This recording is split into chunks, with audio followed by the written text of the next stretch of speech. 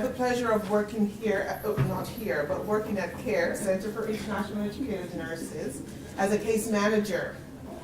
And I think maybe we've saved the best for last, and I hope people will come in to listen to Miss Lillie Johnson, who will be our next speaker. And Lillie has lived a really full life, and I will give you just a brief synopsis of what she's done so far. So Lillie was born in Jamaica, but she left in the early 50s to study nursing and midwifery in the UK. In the early 60s, she moved to Canada, where she worked at several hospitals, including the Hospital for Sick Children, St. Joseph's Hospital, Toronto General Hospital, and she also worked with the Victoria Order of Nurses.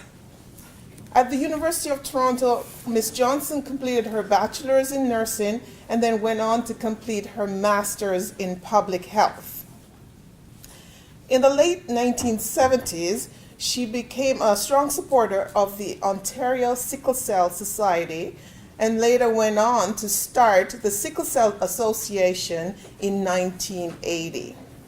She has advocated for those affected with the sickle cell disease for over 35 years and has led many legislative forums at Queen's Park to advocate for comprehensive care and better quality of life for those affected with the disease.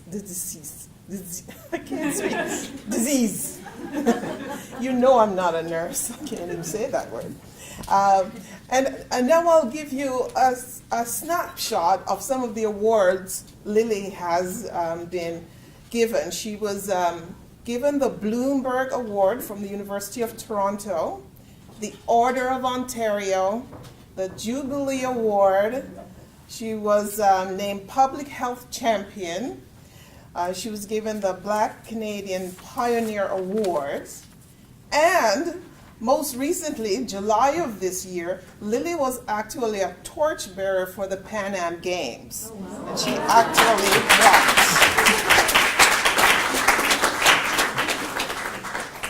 And on top of all that, Lillie found time to write her autobiography, which she launched on her 93rd birthday this year. And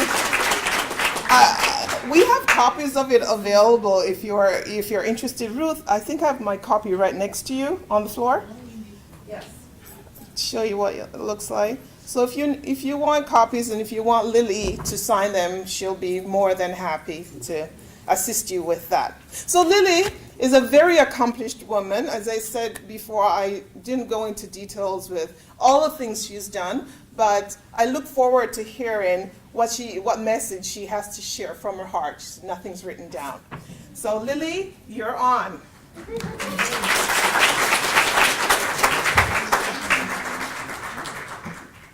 Today I feel honored and humbled to be here to share with you some of my human experience with the populations that I have served. And as I went on my way, I found that evaluating myself as often as I could, but not too often, that I was able to look back and say, where did I get these qualities from? They came from my parents, who were both teachers. They worked in the community, and they did just about everything except marrying anybody. But they make sure that they did get married in those days. Then I went on to high school, and as I went on to high school, we learned more about human beings, not the shade of their skins, not the color of their skin, but because I'm a human being. I am an avid reader, and in one of the books I read in those days when England was in India, here was a man writing a book because he had a mixed marriage and he just couldn't cope And at the end of the chapter, he said, God made me for a man, be damned to it. You know what I'm saying? We are all human beings. So let's get on with the job. So how did I get on with the job? Yes. I wanted to do nursing, but my father said, no, you will be a teacher. I went to teachers' college. I left teachers' college, and I taught school for 7 years or more. And then I said, I still want to do nursing. Still want to do nursing, because a sick man can neither work, neither can he learn to read or write. So I decided I would carry out my wish. In doing that, I didn't tell my father. By this time, my mother was dead. And I got everything ready, and where did I go? To Edinburgh, Scotland. And it's there I learned to be what I call an international student. In being an international student, I felt that I was the one who had to make a lot of changes. But in making those changes, I felt that I could compare them with some of my own culture. And one of the things I really learned was how to make friends with people from all over the world. And the Scottish people had a good way of doing it. They would invite you to their sessions call it social sessions, and they would have the Scottish dances. You see everybody dressed in kilt. But one was outstanding, what they did. They did their dancing, and you would have to get up and learn. But most importantly, everybody who came had to take different cheers, and you had to go into a group that you did not know anyone, and then you would have to have musical cheers. So in getting musical chairs, they would play a few bars of music. And as it stopped, you have to take that partner. What they were teaching us is, you come with a friend, you don't sit with the friend, you only talk to the friend. You have to mix with everybody, because we are international and we must learn to work together. And that was how I learned and got friends in Edinburgh apart from my nursing friends. And what did I do? The first holiday I had, 3 other nurses were going on their holiday, 2 weeks. How were they going? They were going to thumb their lift. In those days, you could thumb your lift. So we got knapsack. I was the shortest of the 4, and I had the biggest knapsack.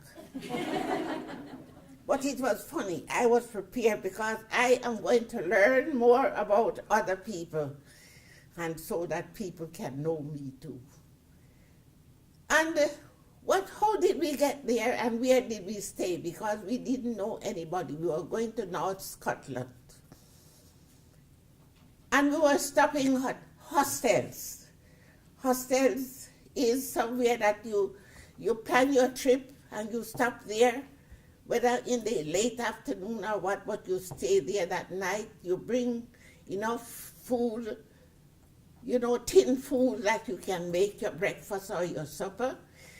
And what was so beautiful was, at the end of that time, after you ate, everybody congregated at the fire, in front of the fire.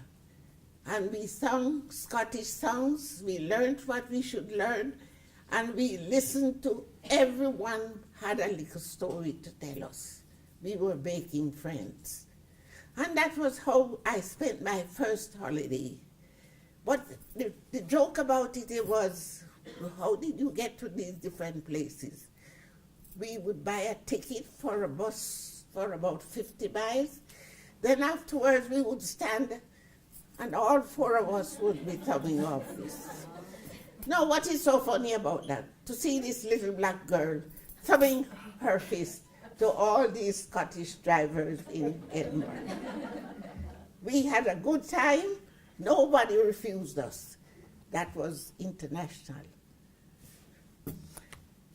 At this stage, I know my time is limited, so I decided I would move down to England and do my midwifery. After accomplishing my midwifery at Queen Charlotte's and the Radcliffe in Oxford, I decided to do domiciliary midwifery. Ladies and gentlemen, that was a big, what I would say, satisfaction in my life, because I had to work with young expectant mothers, young families, and deliver babies at home.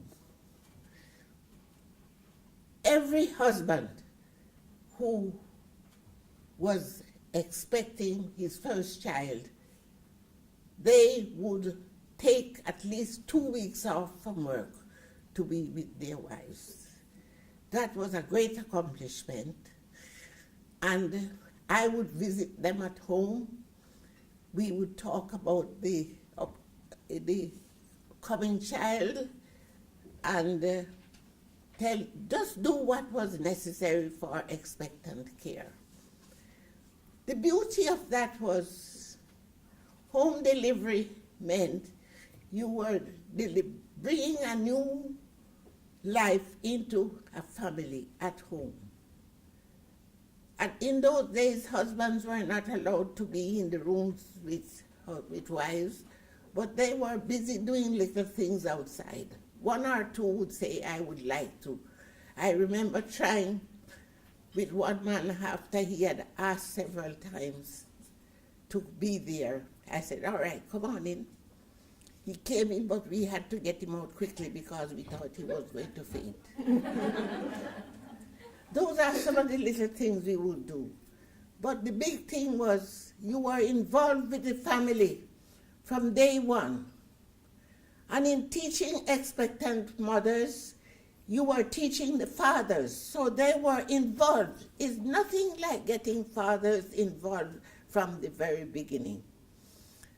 That part of the experience I carried with me when I was in community here in Toronto. And what I did in those days, we were in Kidlington, Thornhill, and different parts of that northern part of Toronto.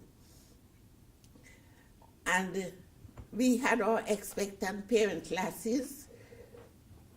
Fathers would be present for the first and the last night. But for those nights, we only had them for about 10 minutes. They would go to another room and the doctor would be there with them. One evening I asked, what do those men learn over there that they have to divide the class and go over there by themselves with the doctors? So the men piped up and said, he just tell us about, ask us how, a little bit about the children. I said, I didn't tell you anything about pregnancy or anything, no. Anyway, in that time, I had heard about a midwifery time in New York, where husbands and wives were attended classes throughout the whole pregnancy and delivery. So I decided I would take a trip down there, do the course, and then come back and introduce it with my set of women.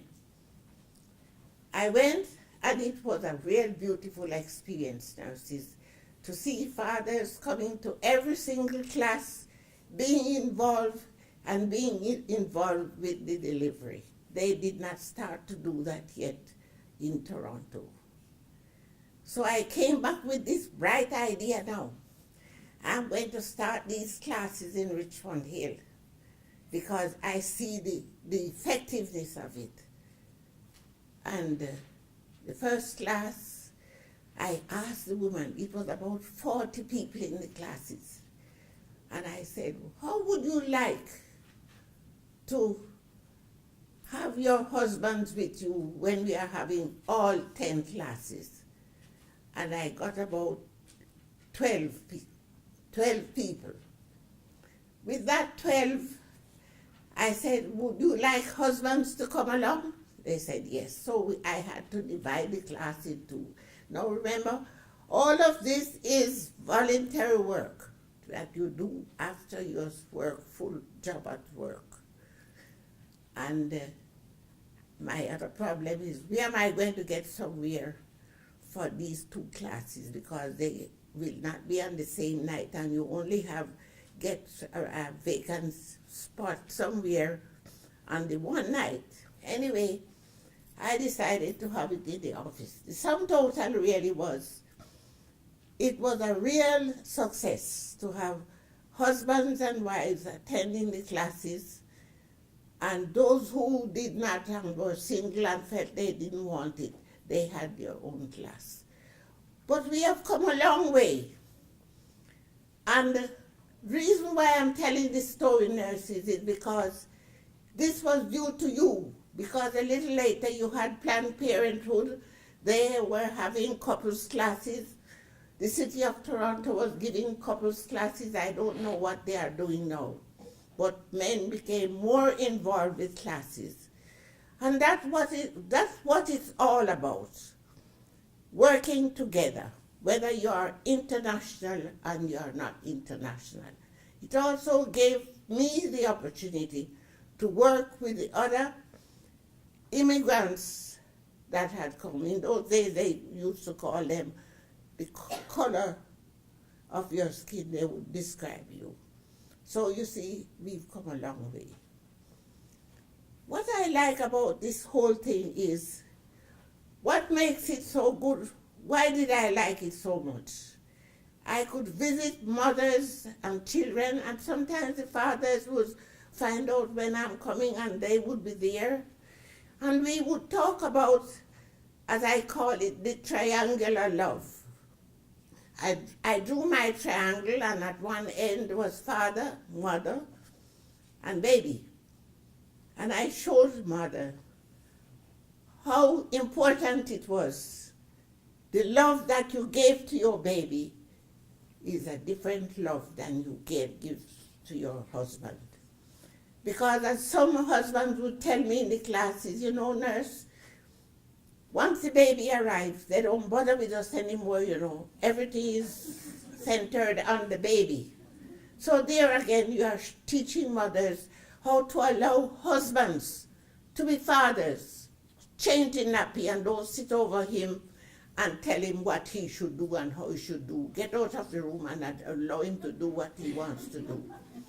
And let him talk with his baby. And then she would say, but when that baby starts talking, the first thing he says is, da, da, da, da. And she gets jealous.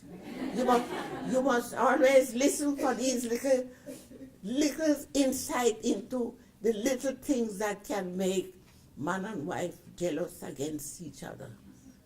And then you deal with it right away.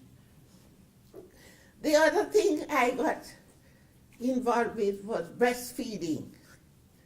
In those days, most Toronto women were advised to use a bottle, and they were quietly getting back to breastfeeding. Some women, a few, not as many as the men who didn't want their wives to breastfeed, for different reasons. So we had to get it out there. Nothing like when you have a group, you know, and you start getting people accustomed to you and to the group. People will talk about what bothers them, what is good, and what is a no-no altogether. And we got into so very tidy arguments and discussions about breastfeeding and feeding on the whole, how important it is. You know, I'm saying this again because I'm showing you how, as nurses, you can learn so much about people and families as a midwife and as a nurse. And what is it that makes the family tick? Is the working together, is the understanding, the education that they get. And you know, I dare say it all will have to come from nurses. So to me, you are the center of the healthcare program. I'm not saying you are the most important. What I'm saying, you are important. You stand as another professional. And both doctor, nurse, and anybody else involved should be respected as professionals who work together for the good of that family. And as I get older, I'm looking back at my days. I enjoyed them. They were wonderful. But I wonder sometimes when I see these young kids getting so involved with other things. Where is the family? What have we done to the family? I move on to another section of my work, and that was community health itself and getting to sickle cell. In 1981, when I started the sickle cell program, patients were dying because neither doctor nor nurse knew anything about sickle cell.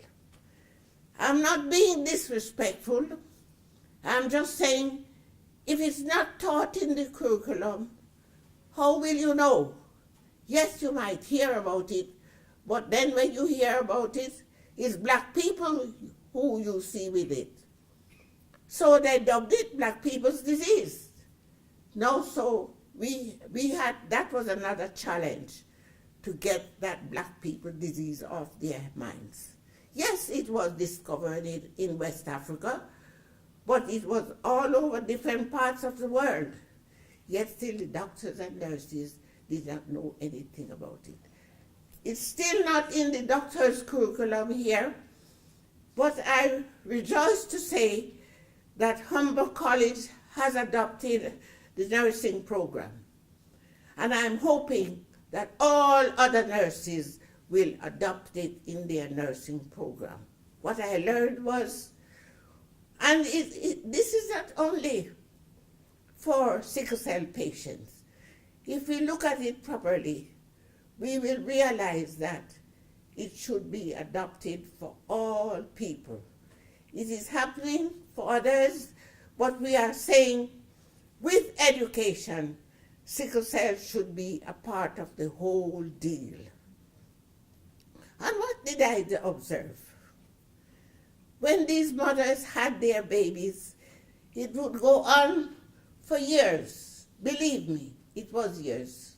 Because they would be sick, going backwards and forwards to hospital, and nobody could tell, because it has to be diagnosed by doing a specific blood test.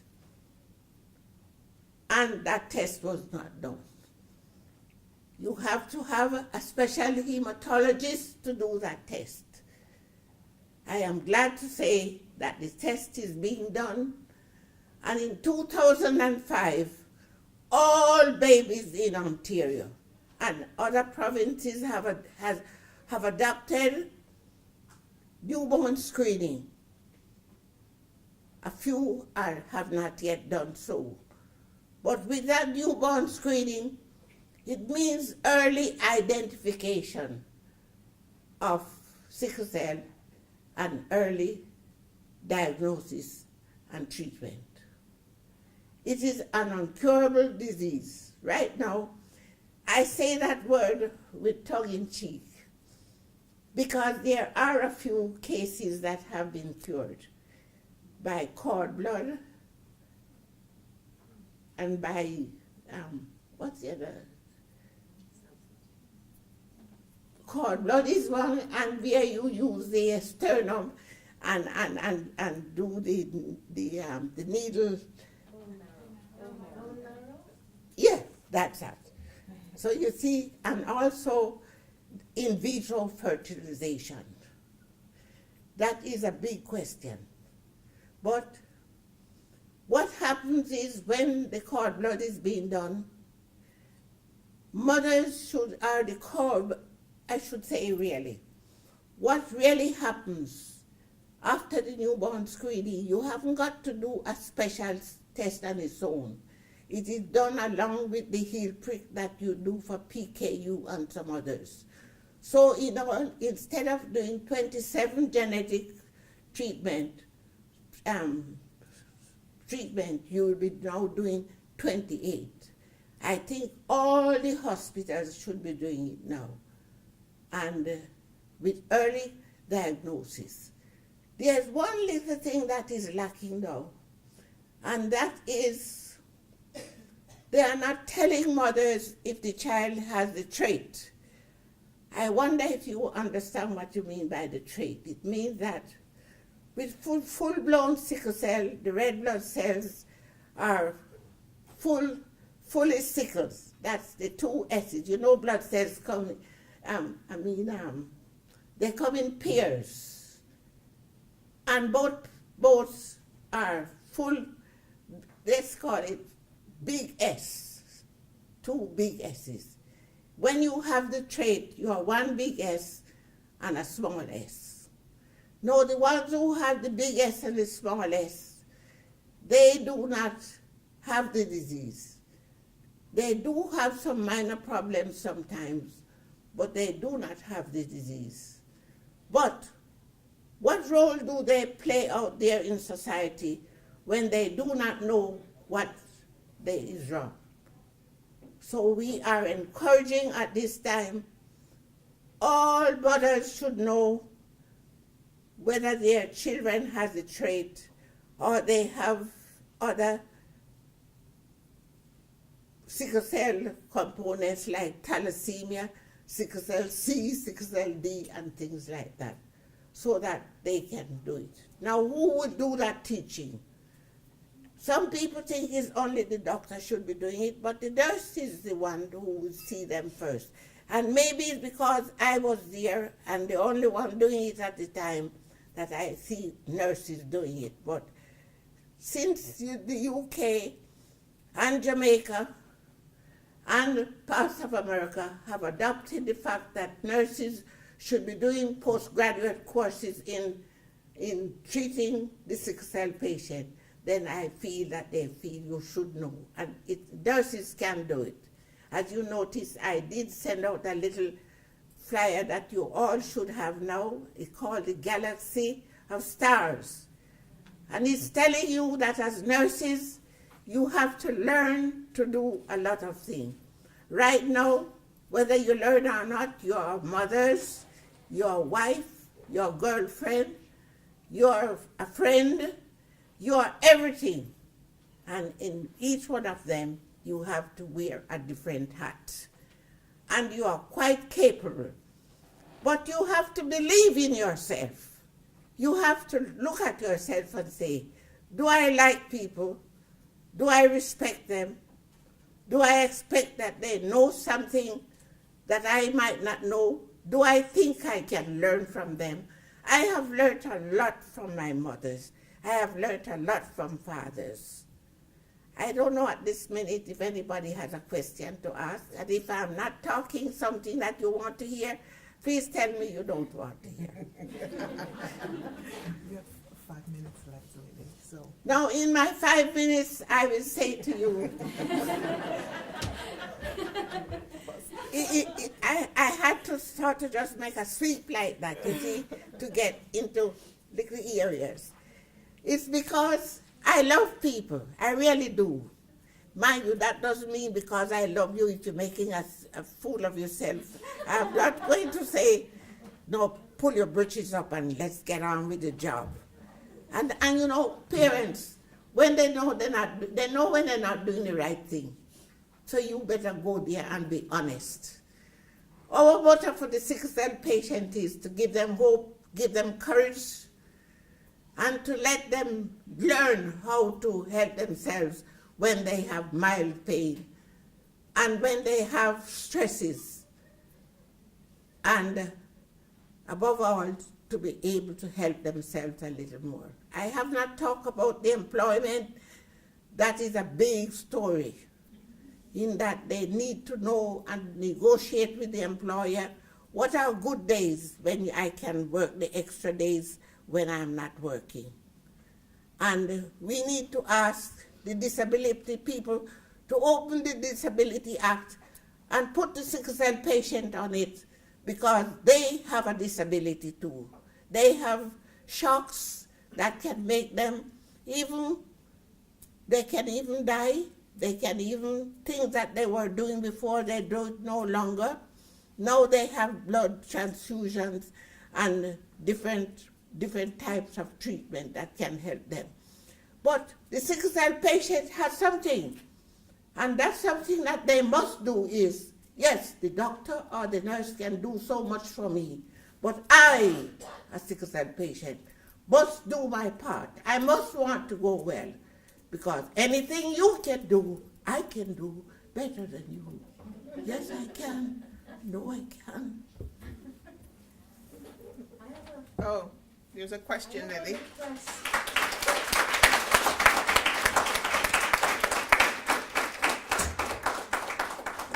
Miss Lillie, I wonder if you would sing that stanza again. She wants you to sing that again. Anything you can do, I can do better than you. Yes, I can. No, you can't. Yes, I can. That's why you have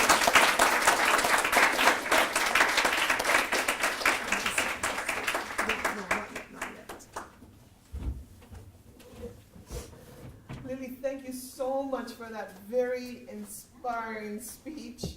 I know a lot of our IENs here are so encouraged and motivated by all the things that you've been able to accomplish in your life. When you see their gaps or their issues that someone has to tackle, you take it upon yourself and you make things happen for people. And I hope that this is a message that people will leave with, that you're a nurse and you're a professional and you can make things happen too. Not because you're internationally educated, that doesn't mean that you have to put yourself in a corner. Baby doesn't stay in the corner, right? So anyways, Lillie, on behalf of CARE and all the organizers of the conference, I'd like to present you with a small token of appreciation. Thank you so much.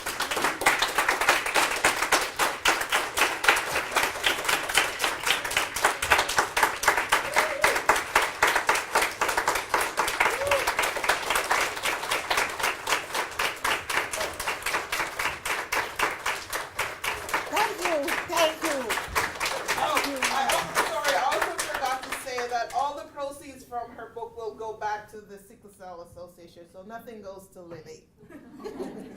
Very kind.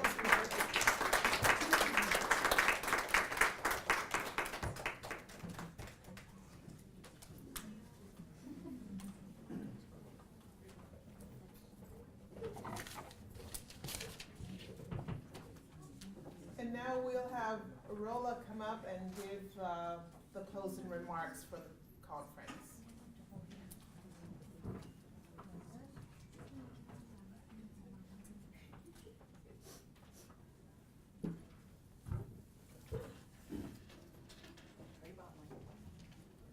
Good afternoon, everyone. I'm really honored to actually be here and standing to thank Miss Lillie Johnson for her really inspiring, as mentioned by Michelle, words, and for sharing her journey as well with us today. Thank you so much, Miss Lillie. Please, everyone, as well, remember that Lillie's memoir is available at the Sickle Cell Association of Ontario table, and she donates all the proceeds to the charity. So you can have a good deed and, so you can have a good read and a good deed as well together. And because Ms. Johnson as well is too hard an act to follow, really, I was inspired, and what you can do, I can do better than you. I'm carrying this with me today. I would like as well to close the formal conference and as well proceeding at this time. When I am finished, our conference queen, Ruth Waitchop. Well, am I good? Yes. Okay. We'll do the exhibitor passport prize draw as well. And of course, the silent auction is now closed. So you can regroup at the display and see if you're successfully bid for our array of items. I want as well, once again, to recognize some of our sponsors and participants, including Laser Reproduction or Printer, who has been actually with CARE since the beginning, and the Talbot Marketing, who provided the lovely conference bags, Nurse Online, a Rogers digital publication that trans several stories leading up to today. It's a free subscription, by the way, and you can make sure to enhance your nursing career by signing up. Touchstone is institute has been another important sponsor of the event as well, as our other exhibitors and supporters like Fanshawe College, RPNAO, the IEN Test Center from George Brown College Education Resources, Ontario Blue Cross, and Trillium Talent Group. We had many businesses and individuals donate items to the conference. Please see them in the listed in the program as well. And consider becoming a customer of them. All of our speakers and presenters were fantastic today. Dr. Itwa and Mr. Rob Fraser, and their books are actually for sale at the University of Toronto table. Many thanks to them for coming to our conference again this year. Please reach out to our panelists and presenters for more information if you have continued interest in their topics. And I'm sure you are very confident you will have so much interest in their topics. Thanks to all who participated in the program. Final congratulations to our Joanne Lismond IENs of the year, Robelli and Alex. Congratulations. And to all the nominees and the nursing leaders who actually formed the award selection committee.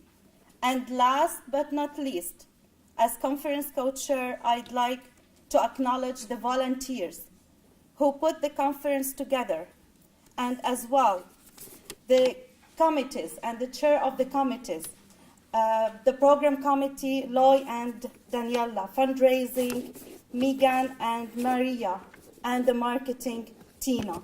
Thank you, thank you, thank you so much. I hope I didn't miss anybody. I'm just trying hard to keep on track.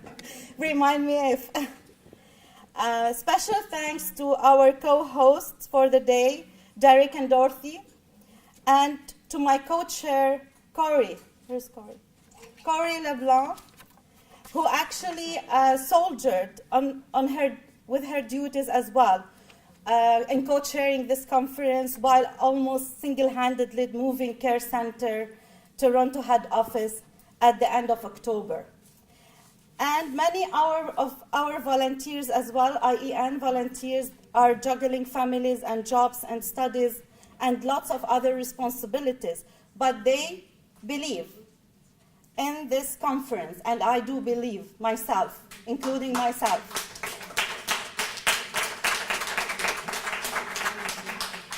And we will be committed to it year after year. It really belongs to them or to us, as it was created to be for IENs and by IENs. And kudos to you all, and have a good evening.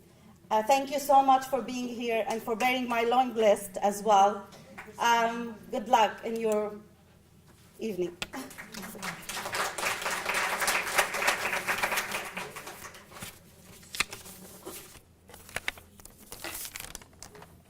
Hello? Hello? I know people are tired. And everybody is eager to go. But please, a few more minutes for the last important activity. The $100 draw. Oh, there's more. Who wants to miss it? I want to have that money. And I want you to have it. Please don't go.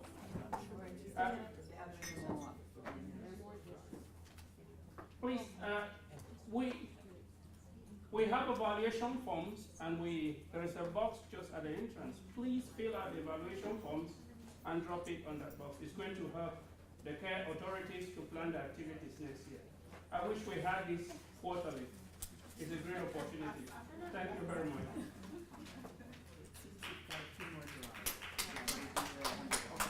Oh, something else. Great. We have more draws before the $100, so we have more gifts to give out. Okay. The next one, the next ticket, what is it? The book? Okay.